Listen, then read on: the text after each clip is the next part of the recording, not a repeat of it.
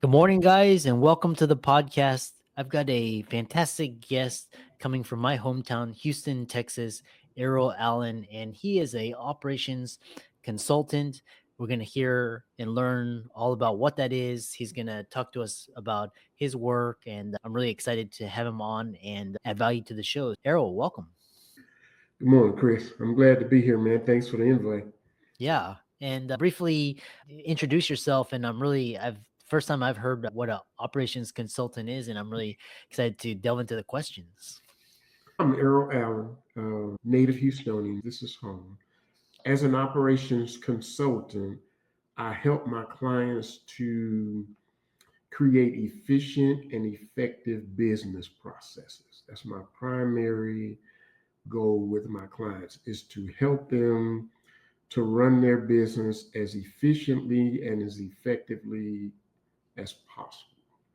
Yeah, and so the question is, how has because you've worked with ADT Security and Houston Post and Geico, what sort of skills and led you to operations consultant? And when people hire you and work with you, what are they looking to solve their problem, or what are they looking to achieve?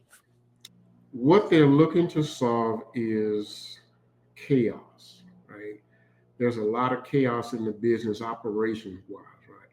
Things are not running as well as they could, or there's employee complaints about how things are done, or there's customer complaints about how things are done or not done, or the company is growing and the way they did things needs to be changed. The way they were doing things, they've outgrown it. Those are the main things that I hear, especially the chaos. There's a lot of chaos. Mhm. One hand doesn't know what the other hand is doing. Cross department, we're just horrible. And what led me, this is funny, Chris, I'm analytical by nature. I analyze everything, I just can't help it. And I ask a lot of questions. So during my time in corporate America with ADT and the Post and Geico and a couple of other places, I always found myself asking, how can this be done better? How can this be done better? In one corporate stop with TCI Cablevision, I was an operations analyst, and that wasn't like work, that was fun. So when I decided to leave corporate America, I asked myself, when was I having the most fun? And it was when I was an operations analyst because I'm just analytical by nature. I can't help it. I think everybody has at least one gift. Most of us have multiple gifts, and being analytical is one of my gifts. So it's not like work to me. It's fun. Yeah, really interesting. And I love your passion and your enthusiasm. And it sounds a lot of struggling businesses or solopreneurs, when you talked about this operations chaos, they don't have processes or documentation. And how do you start by creating processes for business owners and entrepreneurs? Just there's a little methodology I use. What is it that you do, right? What are your if it's a company, what are your departments, right? What are the roles within each department, and then what are the tasks for each role? Hmm. When you identify the tasks for each role, those are your processes right there, right? Process or onboarding new clients. If you have an onboarding specialist, that's one of their tasks. Onboarding new clients. Well, the natural question for me is, how do you do that? What steps are necessary to onboard a new client? And then the next question becomes, how do you do each step? So you develop what steps are taken. That's your process. And then you hear people talk about standard operating procedure or SOP. Then how do you do each step? That becomes your SOP. So in my mind, it's really just that simple, Greg. What's the most important component of a process? Ooh, the most important component of a process is the handoff. Right? You've done your task within the process. Usually it's going somewhere else for somebody to do something else. So, how are you handing that off? And Are you including everything that's needed in the handoff for the next person to do their task? Because if you don't give them everything they need, it's going to stop. The process stops, right? And it's probably coming back to you because, hey, you didn't give me everything I needed, so please do. So now it's stopped, there's a delay, and then you can create a bottleneck. If you're constantly sending this person something and you're not giving them what they need, now things are stacking up. And so in my mind, the handoff is the most important part of the process. Interesting. So the number when you help clients, you talk about this process documentation journey, and what's the number one item required before embarking on this process documentation journey? Commitment from leadership, because Mhm. if the commitment is not there, it won't happen because it's very tedious work. I love it, but I know everybody's not me. It's very tedious and it's not going to be done within a week, a month, 2 months. It's going to take some time. So there has to be some commitment to the long term journey. So without commitment, it's not going to happen. Yeah. The next question is the thing is a lot of because a lot of once you talk about identifying process and starting the process documentation journey, a lot of it's like SOPs. And in this day and age, a lot of business owners are trying to automate their processes. How do you determine what steps to automate in a process? The first thing is to flow chart the process out, right? So you can see what you're doing and then identify what part of this process can we automate. And usually you're looking at something where it's repetitive. Somebody's constantly entering data, right? You can automate data entry or even the handoff.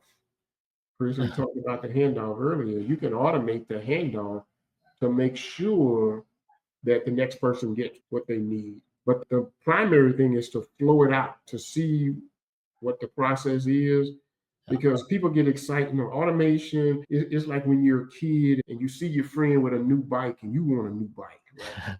Yeah. So now everybody wants to automate and they just start automating things. But don't automate a bad process. Make sure you flow it out first so your automation is really good for the process and for everybody that's involved in the process or impacted by the process. Interesting. And then the other talk about is how often should processes be reviewed? I would say every 6 months is a good time frame. But I tell my clients when you're having your team meetings, make one of the questions that's asked in the team meetings or your process is still working for you. Because people will tell they're doing the work every day. And if they have that freedom, this is a culture thing, a company culture. If the company culture allows them to speak freely and speak up, then they'll tell you, hey, I think we need to adjust whatever it is that needs to be adjusted. Yeah, 6 months is a good time, but constantly ask the question, are your processes still working for you? And I love this. And we're talking about the details. And you mentioned every 6 months with your team. You talk about who should be included in flow charting sessions and why customer feedback is important in regards to processes. Who should be included? The people that do the work in the process, the people that are impacted by the work in the process, and the people that feed the process. You want to make sure you have those people in the flow charting session. If you leave anybody out, you're going to miss something. So you don't want to leave anybody in those three groups out. You want to make sure you have those people. Your second question was about customer. What Yeah. What the question was customer feedback and why is customer feedback important in regards to processes? when customers give you feedback, especially if it's negative feedback, they're telling you what to work on. If it's if you see a pattern in the feedback, they're telling you what to work on. So you just ask yourself, what process or processes are connected to this feedback? And they're just telling you what to go work on. So that's why I think it's important. The one of the things I've seen in team meetings is a lot of employee resistance. And why do employees resist the process documentation journey, and how do you overcome that resistance? A lot of them resisted out of fear, right? Because you're documenting how things get done. Some people get a little nervous. Actually, I was on with a client this morning, Chris, and one of the department heads, she admitted that when we initially started talking about doing it, she admitted that she thought her boss wanted to do it because they wanted to replace her. So some people, this lady has just crazy knowledge of how things go in this organization, right? But that's what she was thinking, that you're doing this so you can replace me, right? So some people just have that fear. And then sometimes employees resist taking on the journey because either the company has started other projects and never finished them, so they go, here goes something else. Or because it's very tedious, they feel like they don't have time to be involved in something like this. And I overcome it with, this is to make things easier for you. Because eventually that's what's going to happen. We're going to identify some things that can be done quicker, better, or some things that can be maybe eliminated or automated. It's going to make things easier for you. And then also, when you document your processes, you automatically create training tools, right? People will be trained better. People in other departments that maybe impact your particular department, they will no longer negatively impact you because they'll be trained better. So you just talk to the pluses. What are the pluses of taking on this project? And usually you can overcome it with that. Okay. And then give them a voice. And that's why I say you need the right people in flow charting sessions, right? Because it gives them a voice. They can speak up about how things are done and what they feel like needs to be changed. So you overcome it with including them in the process documentation journey. Interesting. Talk about some of the impact of process documentation and what is impacted when processes are documented. Ooh. Training.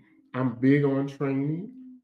That's probably one of the easiest ways to get on my bad side, is not to train people properly and have expectations that they don't go together.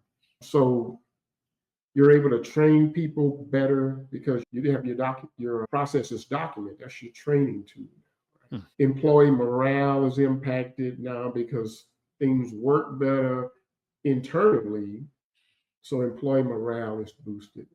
And when things work better internally, usually whoever your external customer is, your paying customer, they get a higher level of service, right? So your customer experience is positively impacted. And what do people do when they have a good experience with your company? They refer other people to you. They do business with you longer because which is a lot of things, Chris, that are intertwined when you choose to document your process. Excellent. How can people connect with you and learn more from you and reach out to you? You can go to my website, documentyourprocesses.com, or you can email me at errolallenconsulting.com. Those are the two best ways to get me. I'll go on my LinkedIn profile, send me a message. Either way, you'll get a response. Excellent. Thanks so much for coming on. And it was really interesting to talk with the operations consultant and talk about the actual nitty gritty. And thanks so much and keep up the great work. Thank you. Thank you, Chris. Thank you.